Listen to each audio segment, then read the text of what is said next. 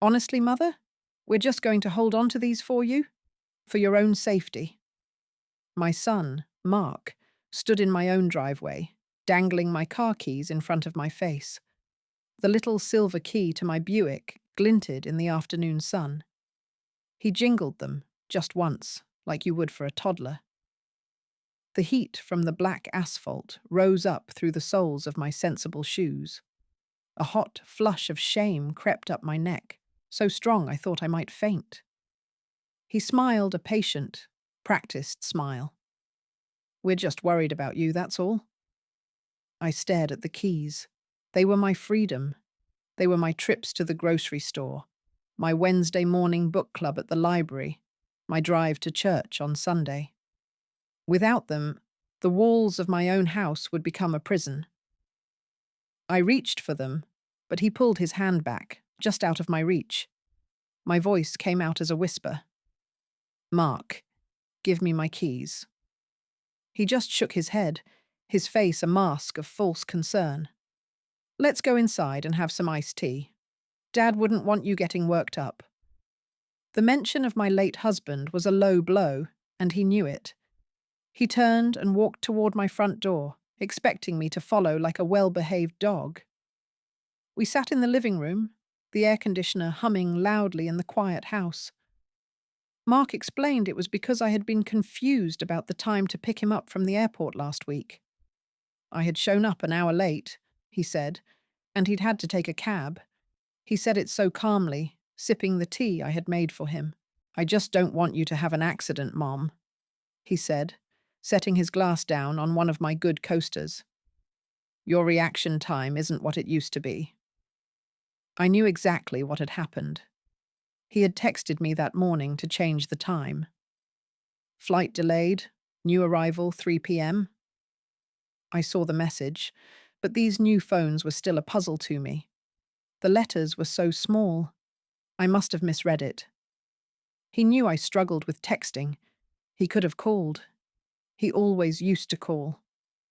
A cold dread started in my stomach and spread through my chest. This wasn't a mistake.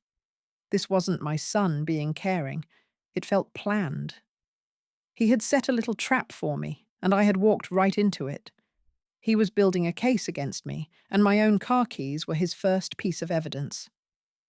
A few days later, my daughter, Susan, came by with a bag of groceries. She always did that, bringing things I didn't ask for and putting them away in places I'd never look. The rustle of the plastic bags was the only sound as she started rearranging my pantry. "I'm just making it easier for you to find things, Mom," she called out. Her voice was bright and cheerful, a little too cheerful. Then she came into the living room, holding a piece of paper between her thumb and forefinger like it was something dirty. "Mum, this utility bill was on the counter. It's past due." I frowned. I was sure I had paid that bill. I paid all my bills on the first of the month, the day my Social Security check came in. It was a system my Tom had set up for us years ago, and it worked. "I paid it, Susan," I said. She just sighed, a long, weary sound. She pulled out her phone, tapped the glass screen a few times and said, "There. I paid it online for you. You can pay me back whenever." She treated me like a child who had forgotten her chores. The look on her face was a mixture of pity and impatience. She patted my hand. "We need to get your finances organized before something bad happens." After Susan left, her perfume hanging in the air, I couldn't rest. The house felt too quiet. I walked over to the little mahogany desk in the corner of the living room. My hands trembled slightly as I pulled open the top drawer. The smell of old paper and cedar filled my nose. There it was, filed neatly under U for utilities, the bill she had found on the counter. And clipped to it was the receipt from my checkbook, stamped in clear red ink right across the top. Paid. The date was from 3 weeks ago. I sank into the desk chair. It wasn't an old bill she had found. She must have brought it with her. She had created a problem just so she could solve it for me. The feeling of being managed, of being tricked by my own daughter, settled in my stomach like a cold, heavy stone. I looked at the paid bill in my hand and wondered what other problems they were planning to invent for me. They insisted on a weekly family meeting after that. Every Sunday, after church, Mark and Susan would come over and sit on my good sofa. They'd talk about my life as if I wasn't even in the room. "The property taxes are due next month," Mark would say to Susan. "And we should check on her pension deposits," Susan would reply, tapping notes into her phone. I felt like a ghost at my own table. Last week I had an idea. I found the small digital recorder my Tom had given me before he passed. He wanted me to record my memories for the grandkids. I'd never used it. I put new batteries in it and set it on the coffee table during the meeting. "What's that for, Mum?" Susan asked. Her eyes narrowed. "For my memories," I said, trying to keep my voice steady. "For the children. Tom wanted me to." They seemed to accept that. But as they talked over me, their voices filling my living room, I clutched the little plastic recorder in my lap. It wasn't for the grandkids. It was for me. It was so I could remember exactly what they said. That next Sunday, Mark and Susan sat on my good sofa, the one my late husband, David, and I picked out together. They called it our weekly family meeting. I called it an interrogation. The hum of the air conditioner filled the quiet moments. My little digital recorder was tucked in my apron pocket, a cold, hard secret. Mark cleared his throat. "You know, Mum, the property values in this neighborhood are just skyrocketing." He looked around my living room, but he wasn't seeing my family photos or the needlepoint pillows I'd made. He was seeing square footage. "The upkeep on a place this big," he continued, his voice slick with fake concern. "It must be getting to be too much for you." I looked at my son. For the first time, I didn't see the little boy who used to scrape his knee in the yard. I saw a stranger with a calculator in his eyes. The greed was right there on his face, clear as the church bells ringing down the street. It was an ugly thing to see on your own child. The next week, Susan arrived with a stack of glossy brochures. The paper felt cool and slick under my fingertips. She spread them on my coffee table like a deck of cards. Each one showed smiling, white-haired people playing shuffleboard. "Look, Mother," she said, her voice bright and chirpy. "Lovely senior living apartments. No more worrying about the lawn or the roof." She tapped a picture of a bland dining hall. "And all your meals are included. Think of the lack of stress." I looked at the pictures. They didn't show people in their own homes, surrounded by a lifetime of memories. They showed people waiting. I understood then. They didn't want to help me. They wanted to sell my house, my biggest asset. They wanted to liquidate my life. Mark, who had followed her in, leaned over my shoulder. The scent of his aftershave was too strong. "We could sell this place in a week, Mum," he said, his voice low and excited. "You'd be set for life." After they left, I sat in the quiet house for a long time. The silence felt heavy. I picked up the old telephone receiver. The plastic was cool and solid in my hand. I dialed the number from memory. "Carol?" I said, when my friend picked up. Carol was a retired nurse. She didn't mince words. "Eleanor, how are you holding up?" she asked. Her voice was like gravel and comfort all at once. I didn't want to sound like I was complaining. "Oh, the children are being very attentive lately." There was a pause on the line. I could hear the hum of her refrigerator. "Attentive, huh?" Carol said. Her voice sharpened. "Eleanor, you listen to me. You watch yourself. Vultures circle when they smell money." The line went quiet, but her words hung in the air long after. A few days later, Mark showed up with a man in a polo shirt. Mum, this is Jim, he said. He's a contractor. He's just going to give us a quote on that leaky faucet in the guest bathroom. I never said the faucet was leaky. I watched the man. He had shiny, expensive shoes that seemed out of place on my worn linoleum. He barely glanced at the faucet. Instead, his eyes scanned the ceiling, the walls, the width of the hallway. He walked out to the backyard and looked at the property line. He was no plumber. He was an appraiser. I stood by the window, watching them talk on my lawn. My lawn. I felt like a ghost in my own home. A piece of furniture they were planning to sell with the rest of the estate. At the end of another tense meeting, I felt worn down to a nub. The air in the living room was stale with their plans and suggestions. I pulled my old Afghan tighter around my shoulders. The wool felt scratchy against my skin. I just wanted them to leave. Susan must have seen the exhaustion on my face. She reached over and patted my hand. Her skin felt cool and clammy. "Don't you worry about a thing, Mom," she said, her voice dripping with pity. "Mark and I will handle everything from now on."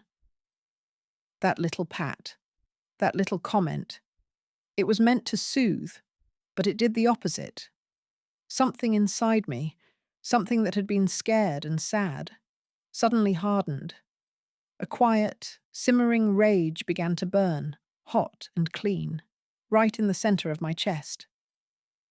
That afternoon, after Mark and Susan left, I sat in my favorite armchair. The house was too quiet. The only sound was the hum of the old refrigerator. I picked up the little digital recorder my late husband, George, had given me. I'd told them I was recording memories for the grandkids. I'd told myself that too.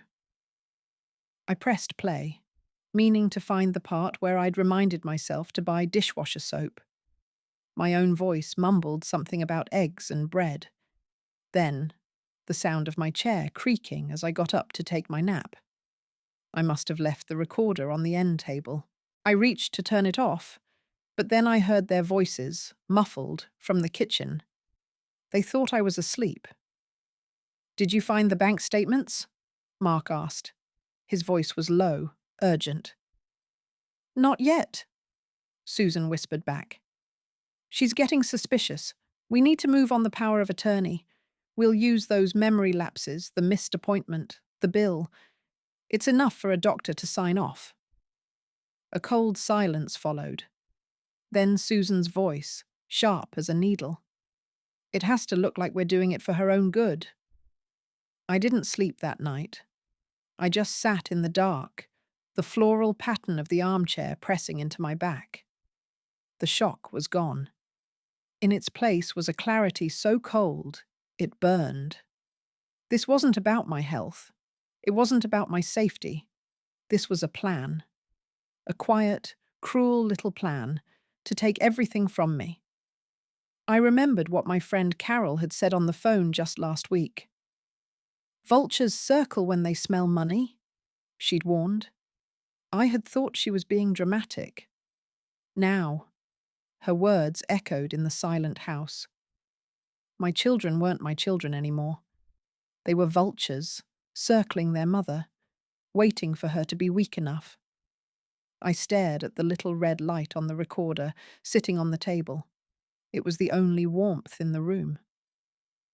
The next morning, my hands were shaking so badly I could barely pour my coffee. I picked up the phone and dialed Carol's number. My voice came out as a squeak. "Carol, it's Eleanor. You were right." I told her everything. About the car keys, the fake bill, the appraiser disguised as a plumber. And then I told her about the recording. I held the phone away from my ear, expecting her to gasp. Instead, her voice was like steel. "Good girl," she said. "That's your weapon." "What do I do?" I asked, the coffee cup rattling in its saucer.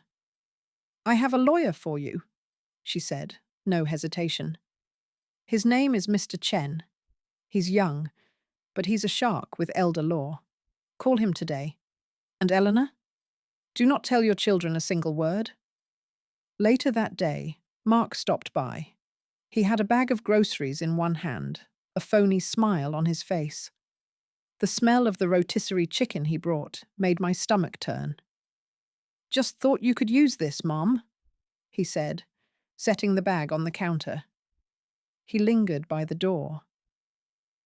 "Listen, I was thinking, in case of an emergency, maybe I should have a spare key to the house." He looked at me, his eyes full of false concern. I felt a new strength rise up from my toes. I looked him right in the eye. "No," I said. The word felt solid in my mouth. "Carol has a key. That's enough." The surprise on his face was like a flash of lightning, showing me everything I needed to see. As he left, confused and frowning, I had a thought that made me stand up a little straighter. They thought my silence was weakness. It was just me, reloading. After Mark left, I went straight to my old roll-top desk in the spare bedroom. My heart was beating a steady, determined rhythm. I pulled out the files my husband and I had kept so carefully. The deed to the house, crisp and important. My pension statements. The last 6 months of my bank records. George's will. My hands didn't shake anymore. I took all the papers and walked to the hall closet. On the top shelf, behind a stack of old towels, was a cardboard box filled with my mother's knitting patterns. The wool inside smelled faintly of mothballs and cedar. No one had opened that box in 30 years. I tucked the manila folder full of my life deep inside, underneath a half-finished baby blanket. Just as I closed the closet door, I heard the mail slot click. I went to the front hall and picked up the small stack of letters. Tucked between a grocery store flyer and a bill was a thick, cream-colored envelope. The return address was for a geriatric specialist center I had never heard of. It was a letter confirming an evaluation appointment Susan had made for me for next Tuesday. The letter felt cool and official in my hands. It was from a doctor I'd never heard of, confirming an evaluation my daughter Susan had made for me. My fingers trembled just a little, not from weakness, but from a cold, hard anger. I walked into the kitchen, the linoleum cool under my slippers, and picked up the phone. The receptionist on the other end of the line was polite. "Dr. Sterling's office. How can I help you?" I took a breath. "My name is Eleanor Vance," I said, my voice steady and clear. "I'm calling about an appointment made for me next Tuesday. I did not make this appointment, and I will not be attending. Please cancel it." There was a pause, a soft clicking of a keyboard. "Okay, Mrs. Vance. It's cancelled." I hung up without another word. Then I picked up the receiver again and dialed a number I knew by heart. The phone rang twice before a familiar voice answered. "Dr. Evans' office." I made my own appointment for the next day. A feeling washed over me that I hadn't felt in weeks. It was the simple, clean feeling of control. Dr. Evans's office smelled the same as it had for 30 years, a mix of rubbing alcohol and that faint, papery scent from the patient files. He was a kind man, with greying hair and a gentle smile. He looked at me over his glasses after taking my blood pressure. "So, Eleanor, what's on your mind? Your checkup isn't for another 3 months." I smoothed the fabric of my skirt over my knees. "David," I said, using his first name as I always did, "I need you to give me a full cognitive assessment, the works, and I need you to document it thoroughly." His smile faded, replaced by concern. "Is everything all right?"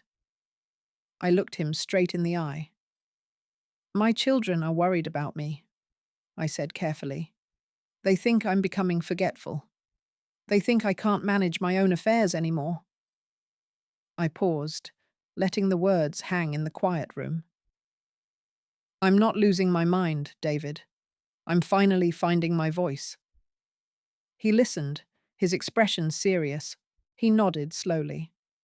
"All right, Eleanor, let's get started." 2 days later, Susan came by with a glossy folder full of papers. She sat at my kitchen table, the afternoon sun lighting up the dust motes dancing in the air. "Mother, Mark and I found a wonderful investment opportunity. It will simplify your finances so much." She spread the documents out, the pages full of tiny print and complicated charts. "You just need to sign here and here." I poured her a glass of iced tea, the cubes clinking against the glass. "That's very thoughtful, dear," I said, my voice calm. "But I'll have to read these over carefully before I sign anything. You can just leave them with me." Susan's smile tightened just a little at the edges. "Of course, Mum. But don't take too long. The offer is for a limited time." After she left, her strong perfume lingering in the air, I didn't even glance at the forms. I picked them up, walked into my bedroom, and slid them right into the manila folder I'd started for Mr. Chen. They felt like another piece of a puzzle I was slowly putting together. I knew I couldn't call a lawyer from my home phone. Mark and Susan had a way of checking my bills to help out.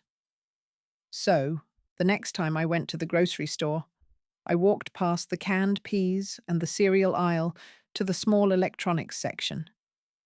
I bought a cheap, prepaid phone, the kind they call a burner phone on those television shows. It felt silly, buying it along with my milk and eggs.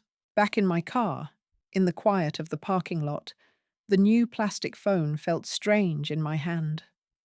I dialed the number Carol had given me. A crisp, professional voice answered. "Chen and Associates?" "I'd like to make an appointment with Mr. Chen," I said, my heart beating a little faster. "My name is Eleanor Vance." When I got home, the house was quiet, the air was still. But as I walked past the small desk in my living room, my breath caught in my throat. The top drawer, the one where I used to keep all my important financial papers, was open, just a crack. But it wasn't how I had left it. Mr. Chen's office was downtown, in a tall building that smelled of floor wax and ambition. He was younger than I expected, with a sharp suit and kind eyes that missed nothing. I sat in a comfortable leather chair across from his big, tidy desk. I didn't waste time. I explained everything as simply as I could. Then, I took the small digital recorder from my purse. "My children had a conversation in my kitchen," I said. "They thought I was taking a nap." I pressed play. The sound of their voices filled the quiet office. Susan's hushed whisper about power of attorney, Mark's confident tone about using my memory lapses. Mr. Chen listened, his face perfectly still, but his expression hardened. When it was over, he switched it off and looked at me. "Mrs. Vance," he said, his voice low and serious, "what your children are planning is a form of elder abuse." He leaned forward. "This recording is a very good start. Keep that recorder on. Every time you speak with them, I want you to record it." Dr. Evans' report came in a thick, cream-coloured envelope. I sat at my kitchen table, the morning sun warming the wood, and slid my finger under the seal. The paper was crisp. I read it 3 times. The words were clear. "Cognitive function is perfectly normal for a woman of her age." Normal. Such a beautiful, simple word. I made a cup of tea, the kettle whistling a cheerful tune, and felt the knot in my stomach loosen for the first time in weeks. I drove to the little copy shop next to the post office and made a clean, sharp copy for Mr. Chen. Back home, I slipped the original into the knitting box, right between a pattern for baby booties and a half-finished scarf. It felt like placing a weapon in a secret compartment. I was building an arsenal, one piece of paper at a time. I kept the little digital recorder in my apron pocket. It became as familiar as my reading glasses. My children's visits grew more frequent, their patience wearing thin as a worn-out dish rag. The smell of Susan's sharp, expensive perfume filled my small house, a scent that always gave me a headache. "Mum, we're just trying to help," she'd say, her voice tight. I'd just nod and offer her a cookie. One afternoon, Mark was trying to explain online banking to me again. He spoke slowly, loudly, as if I were deaf as well as simple. "You just click here," he said, tapping my laptop screen with his thick finger. I pretended to be confused. I heard him sigh, a sound full of frustration. Later, when he thought I was out in the garden, I heard him tell Susan, "Her stubbornness is unbelievable. It would be so much easier if she just let us handle things." The little red light on the recorder glowed silently in my pocket. It captured every single word. The doorbell rang on a Tuesday morning, just as the church bells were chiming 10 o'clock. A young man in a wrinkled polo shirt stood on my porch. He wouldn't look me in the eye. "Eleanor Vance?" he mumbled. When I said yes, he handed me a thick white envelope and walked away without another word. I closed the door, the envelope feeling cold in my hands. I sat on the floral armchair my husband, Frank, had always loved. I opened it. It was an official court summons, a petition for conservatorship. The words jumped out at me. Unable to manage her own affairs. A danger to herself.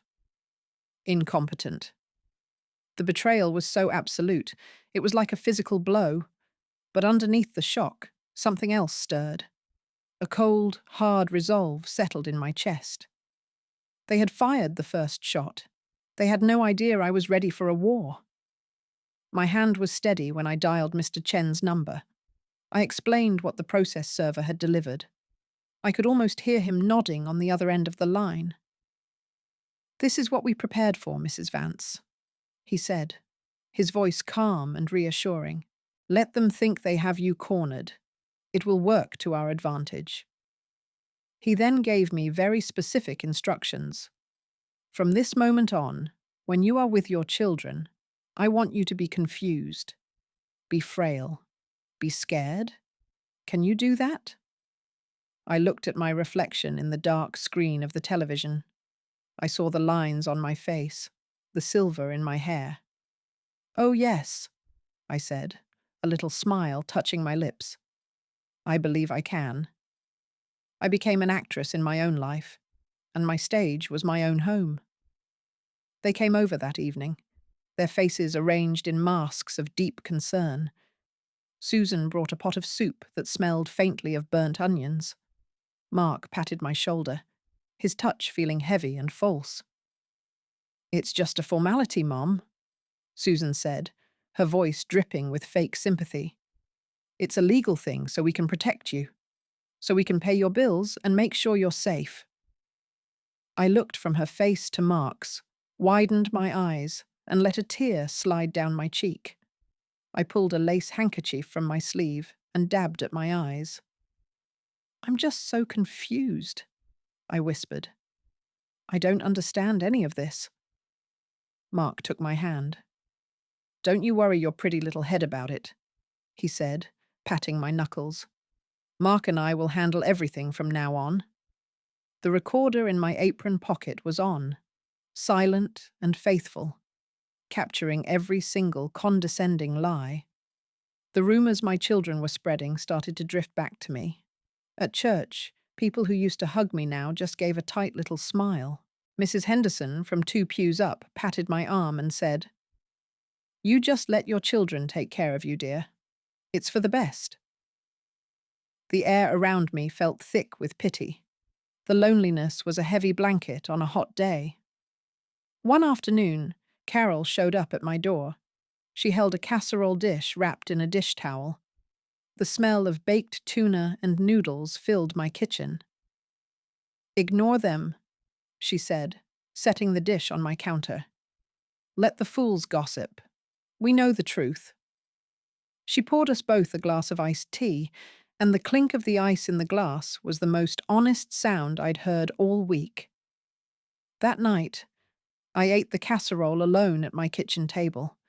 It tasted like friendship, but I knew the real fight was still to come. The day of the hearing arrived.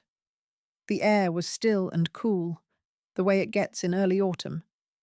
I chose a simple navy blue dress, the kind I usually wore to church functions.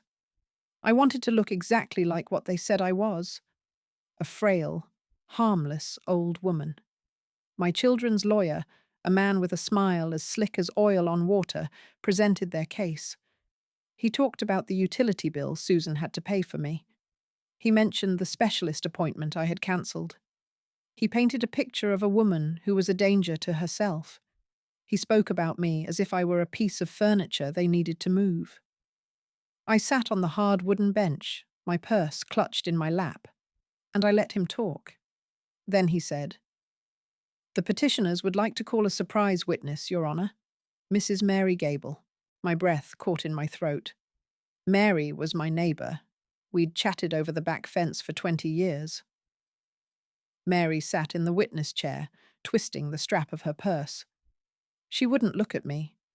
She told the court that I had seemed awfully forgetful lately. She said I'd asked her twice in 1 week what day the trash was collected. My heart sank. Mark and Susan had been busy, poisoning everything, even the simple kindness of a neighbour. When it was his turn, Mr. Chen stood up. He walked slowly toward her. He didn't raise his voice. "Mrs. Gable," he said, his tone gentle. "Did Mark Vance offer to repair your fence for free last month?" Mary's face went from pale to blotchy red. She stammered something about him just being neighbourly. Mr. Chen just nodded. No further questions. The judge looked down from his bench, made a small note on his pad, and his expression was unreadable. Then it was my children's turn to speak. Susan went first, dabbing at her perfectly dry eyes with a tissue. She spoke of her deep love and her sleepless nights worrying about me. "We just want her to be safe," she sniffled. Mark followed, his voice thick with fake emotion, telling the judge how hard it was to watch his mother's brilliant mind fade away. They were good actors. I had to give them that. They spoke of me in the past tense, a beloved memory they were trying to protect. I sat there, my hands folded, feeling a strange calm settle over me. The storm was all around me, but inside I was perfectly still, just waiting. When they were finished, Mr. Chen rose. The courtroom was quiet, except for the low hum of the lights. "Your Honour," he said, his voice clear and steady, "I would like to present my client's own medical evaluation." He handed a folder to the clerk. "This is from Dr. Evans, Mrs. Vance's personal physician of 30 years. It states she is in excellent cognitive health for a woman her age." A murmur went through the room. Mark shifted in his seat. Susan stopped dabbing her eyes. Mr. Chen walked back to his table. "And now," he said, "I'd like to present Mrs. Vance's personal audio diary." He picked up the small silver recorder my husband had given me and placed it on the table in front of him. It made a soft, solid click. For the first time all day, my children looked completely and utterly confused. Mr. Chen played the first recording. It was the one from my kitchen, when they thought I was napping. The sound was a little tinny, but Susan's voice was perfectly clear, talking about power of attorney and using my memory lapses. The colour drained from my son Mark's face. Susan just stared at the little black recorder on the table, as if it were a snake. The courtroom was so quiet, I could hear the hum of the overhead lights. He played another one. This time it was Mark's voice, complaining to Susan in the hallway about my stubbornness. He said I was being difficult about the investment forms. I remembered that day. I had felt so small, and he had sounded so big and angry. Now, in the courtroom, his voice sounded whiny and greedy. The last one he played from that first batch was of Susan, her voice syrupy sweet, telling me what to say to the specialist she had booked. Just tell him you get confused sometimes, Mum. It's for the best. The judge looked over his glasses at Mark and Susan. His face was like stone. I have heard enough to make a preliminary judgment, he said, his voice low and serious. But Mr. Chen, please play the last recording you have cued. That final recording was from the day the court papers were delivered. I had been so shaken I'd left the recorder on in my apron pocket when Susan came over to comfort me. Her voice filled the courtroom, dripping with false concern. Just act confused, Mum. The judge will see how much you need us. We'll have you in that nice apartment before you know it, and the house will be sold. A gasp went through the few people sitting in the gallery.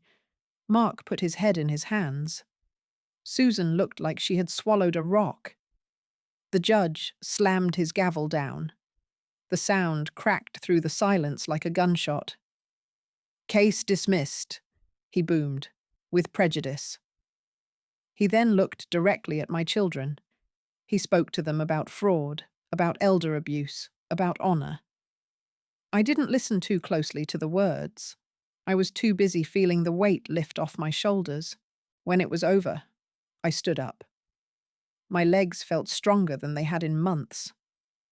I walked right past Mark and Susan, out of the heavy wooden doors, and into the afternoon sun.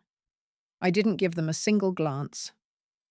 The first thing I did was call a locksmith from my car. I drove home, and he met me there 20 minutes later. I sat on my porch swing with a glass of iced tea while he worked, the scent of cut grass mixing with the oily smell of his tools. He replaced the locks on the front door, the back door, and even the little one on the cellar. He handed me a set of shiny new keys. They felt cool and heavy in my palm. "All set, Mrs. Vance," he said with a kind smile. That night, I walked through my quiet house, checking each door. I turned the new deadbolt on the front door. The solid, satisfying click was the most beautiful sound I had ever heard. It was the sound of safety, the sound of freedom. I went to bed and slept through the entire night without waking once. The next morning, the mail came. Tucked between a seed catalogue and a letter from my church was a thick envelope from Mr. Chen's office. It was his bill. I opened it at my kitchen table, the morning sun warming my back. The number was large. It was more money than I had ever spent on one thing in my life, besides my house. I didn't hesitate. I walked to my little desk in the hall, took out my checkbook, and wrote the check. My hand didn't even shake. Every single penny was worth it. I put the check in an envelope to mail. Then I picked up the phone. I called Mr. Chen's secretary. "Yes, hello," I said. "Could you please do me a favor? I'd like you to forward a copy of my final bill to my children, Mark and Susan Vance. I believe you have their addresses on file." There was a short pause on the other end of the line. A simple bill wasn't quite enough. I went to my desk drawer, the one where I keep my good stationery. I pulled out a single cream-coloured note card and a matching envelope. My late husband had always said that a handwritten note carries more weight than anything you can type. I took out my favourite fountain pen, the one with the dark blue ink. I uncapped it and thought for a moment. Then, in my best, clearest cursive, I wrote just 7 words. "My mind is sharper than your greed." I folded the card, slipped it into the envelope and sealed it. I would mail this along with the instructions for the bill. As I put the stamp on the corner, my telephone rang. I glanced at the caller ID. It was my cousin Martha, from Ohio. I hadn't spoken to her in a year. I picked up, expecting a nice chat. "Eleanor," she said, her voice full of a strange sort of pity. "Susan just called me. She told me the most awful story about what you did to them in court." I picked up the phone on the third ring.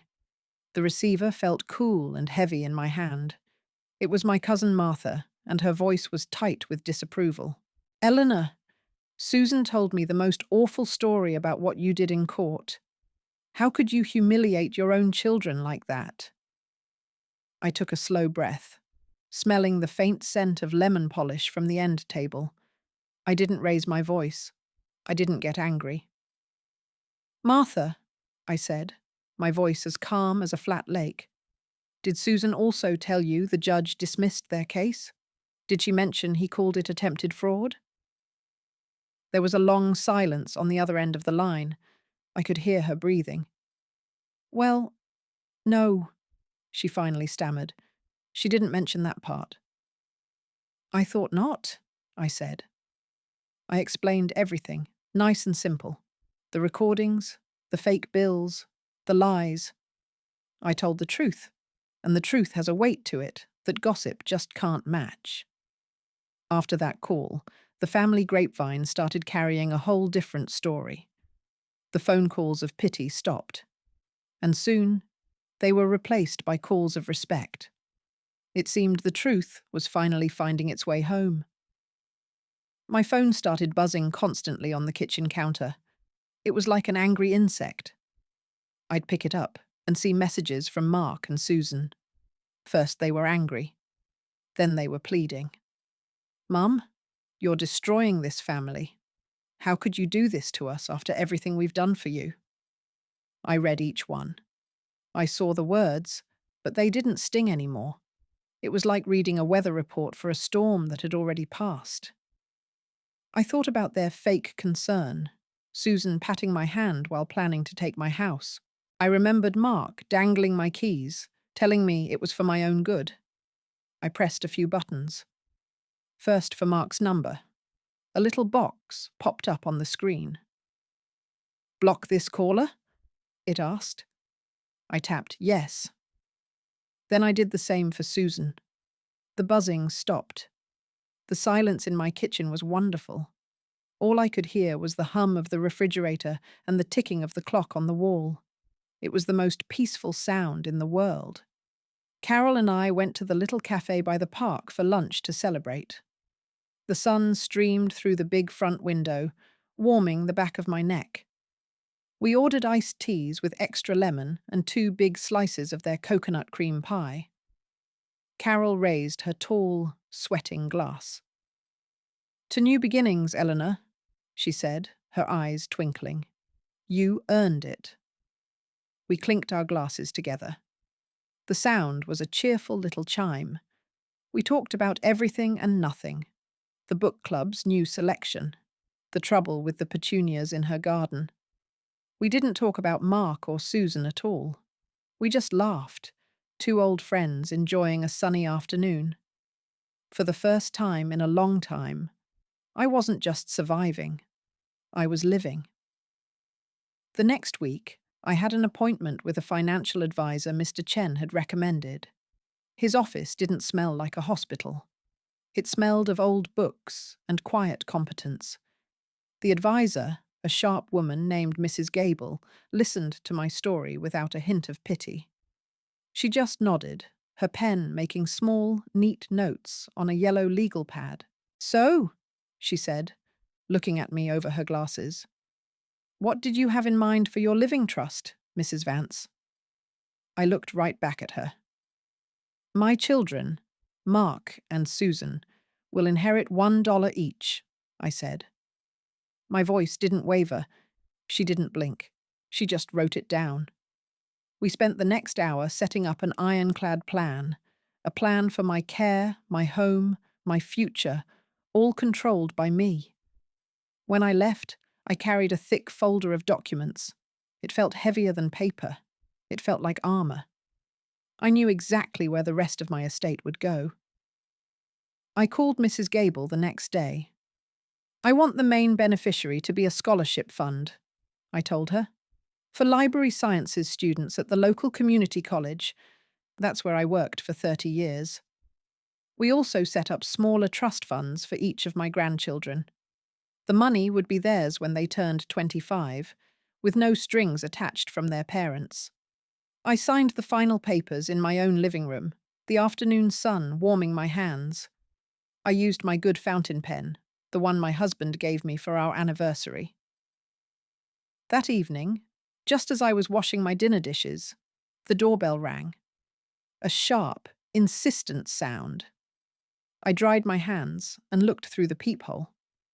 It was Mark. He was standing on my porch, shifting his weight from foot to foot, looking like a man who had lost his car keys. He had a desperate look on his face I had never seen before. A few days later, my doorbell rang. It was a sharp, insistent sound, not the friendly chime of a neighbour.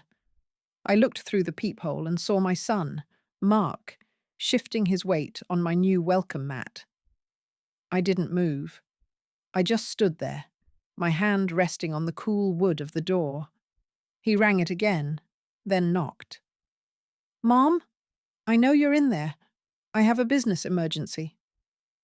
I leaned my forehead against the door, the vibration of his knocking travelling right through me.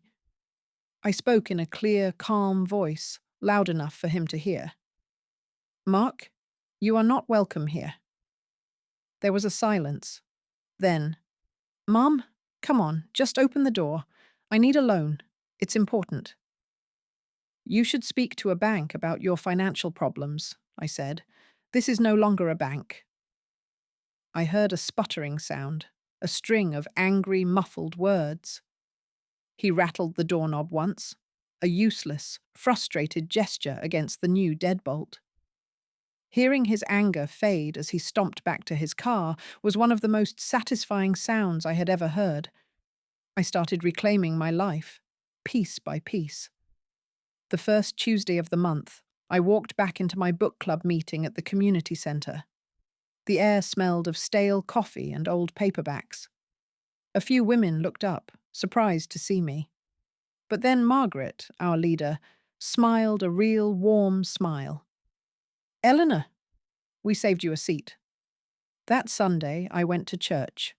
I slid into my usual pew, feeling the familiar worn velvet of the kneeler. I could hear the organ warming up, a low hum that vibrated through the floorboards.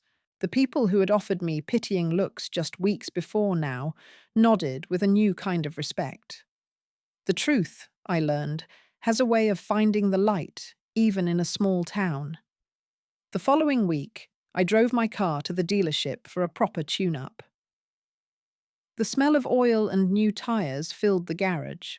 I told the young mechanic to check everything, spare no expense. I paid the bill with my own credit card and felt a little thrill of independence. That afternoon, I didn't go straight home. I drove out to the coast highway. I rolled down the windows, letting the salty air whip through my hair. I turned up the radio, some old Motown song I hadn't heard in years. It wasn't about going anywhere special. It was just about the feeling of my own hands on the steering wheel, my foot on the gas, deciding for myself how fast to go and when to turn. My old job before I retired was at the town library. I missed the quiet, the sense of order. So I called them up and asked if they needed a volunteer. They were delighted. My first day back felt like coming home. The scent of bookbinding glue and floor polish was exactly as I remembered it. I spent the afternoon helping a few high school students find sources for a history paper. One of the girls looked at me, her brow furrowed in concentration. "Wow, you really know this stuff," she said. I just smiled. It felt good to have my mind seen as a tool, not a liability.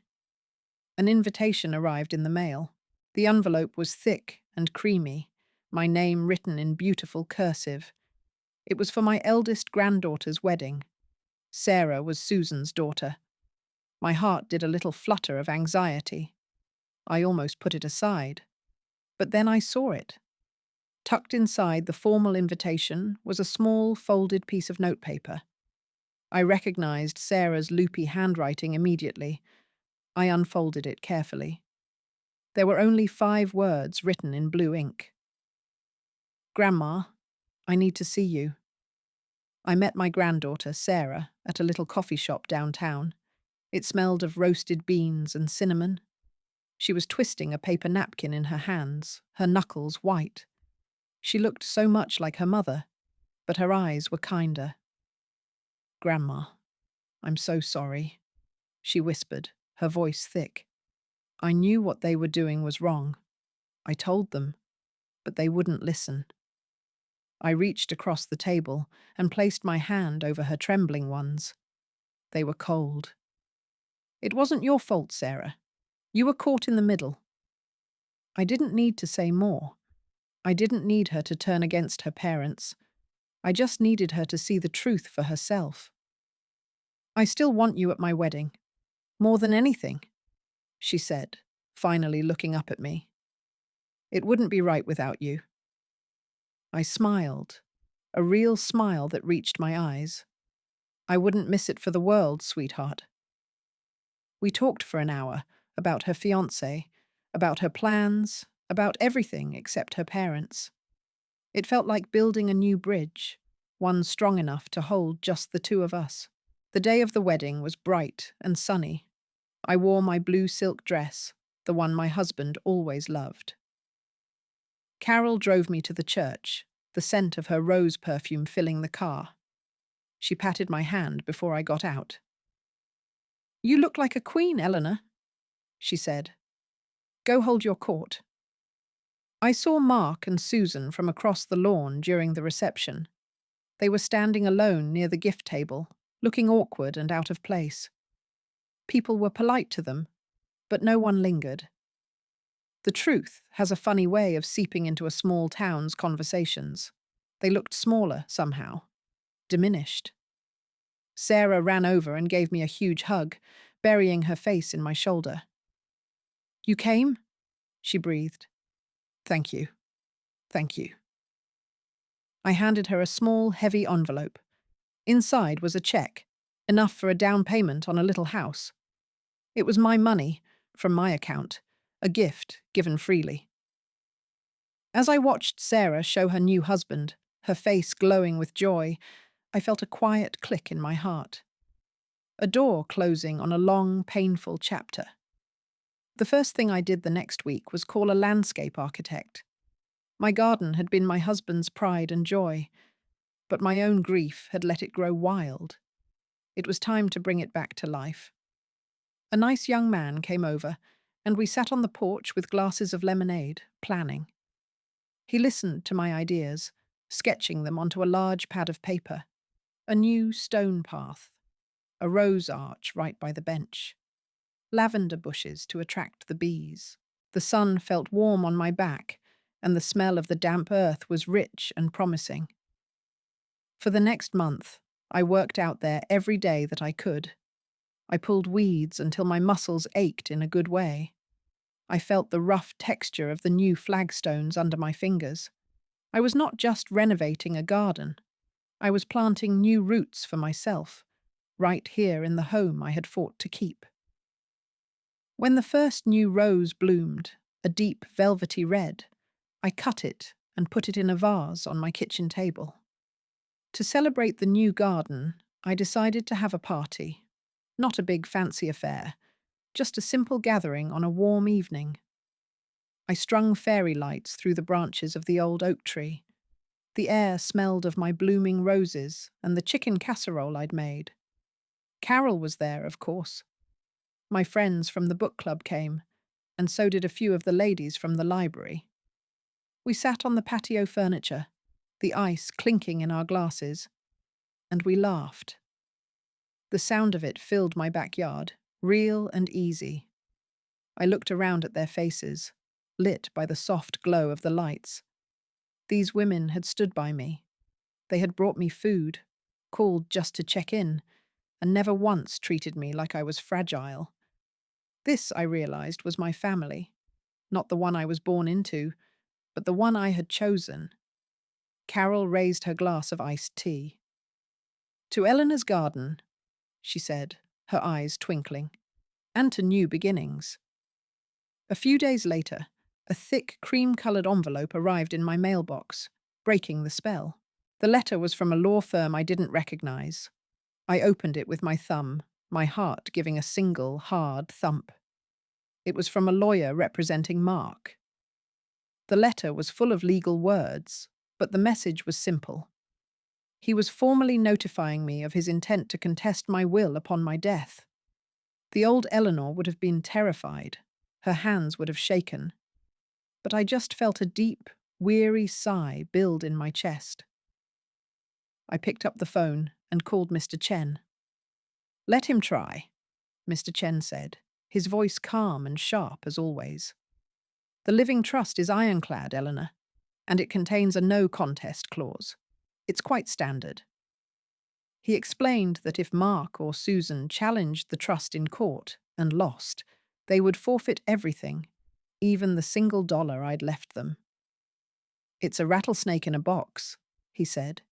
"He can open it if he wants, but he'll get bit." "Thank you, Mr. Chen," I said. After I hung up, I walked over to my filing cabinet. I didn't put the letter in my important documents file. I put it in the folder labeled Junk Mail. Then I slid the drawer shut with a satisfying thud. Carol and I sat at my kitchen table, the morning sun warming the polished wood. The air smelled of coffee and cinnamon toast. She pushed a glossy travel brochure across the table toward me. "Look at this one, Eleanor," she said, her finger tapping a picture of a giant, blue-white glacier. "Alaska. We always talked about it." I picked it up. The paper was cool and smooth. I could almost feel the chill coming off the photograph. "It looks cold," I said, but I was smiling. "We'll pack wool socks," she said, her eyes twinkling. "Think of it. No phones, no drama. Just us, the mountains, and maybe a whale or two." The idea settled in my heart, not as a flimsy dream, but as a solid plan. A new adventure. It felt like the first page of a brand new book. A few days before we were set to leave, a letter arrived. The envelope was a pale, boring beige. The return address was Susan's. I almost threw it away unopened. Instead, I slit it open with my butter knife. The letter was short. It was a stilted, formal apology, full of words like regret and misunderstanding. It didn't sound like my daughter. It sounded like a lawyer trying to clean up a mess. There was no real feeling in it, just empty phrases on a page. I called Carol. "I got the apology letter," I told her, my voice flat. "The one the therapist told her to write?" Carol asked, sharp as ever. "That's the one." I looked at the letter, then at the condensation ring my glass of iced tea was leaving on the table. I slid the cheap paper under the glass. It made a perfect coaster. Some things, I realized, were only good for soaking up spills. The air in Alaska was so clean, it felt like I was breathing for the first time. We stood on the deck of the ship, wrapped in thick coats. A sound like thunder cracked across the water. A huge piece of the glacier broke off and crashed into the sea. The waves from its fall rocked our big ship, ever so gently. "My goodness," Carol whispered, her breath making a little cloud in the cold. I didn't say anything. I just watched the ice float away. All the anger I had held on to, that tight, hot knot in my chest, it felt like it had broken off too. It was drifting away on the cold, grey water, getting smaller and smaller until it was gone. I was just me again. Not a victim, not a mother fighting her children, just Eleanor Vance, watching the world. I felt as big and as quiet as the mountains around me. When I got home, there was a small pile of mail on the mat. Bills, advertisements, and a thick, cream-coloured envelope from my granddaughter, Sarah. I smiled, happy to hear about her honeymoon. I settled into my favourite armchair, the one with the good view of the garden, and opened it. Inside were beautiful pictures of Italy. Sarah and her new husband smiling in front of old buildings, eating ice cream, looking so happy. At the bottom of the stack was a photo of them holding a little sign. "We love you, Grandma," it said in Sarah's loopy handwriting. I felt a happy tear slide down my cheek. Tucked inside the card was one last little picture, no bigger than a credit card. It was black and white, a little blurry. It took me a moment to understand what I was looking at. I sat in my garden, a soft wool blanket over my lap.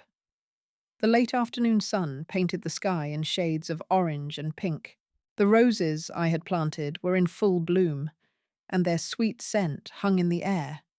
In my hand, I held the little ultrasound picture, a tiny, perfect promise. I was going to be a great-grandmother. A new life was coming. A new generation that I could love on my own terms. My home was quiet. My heart was full. I looked at the little picture, then at the sunset. My mind was sharp, my life was my own, and my legacy would be one of quiet, unshakable strength. I was finally at peace.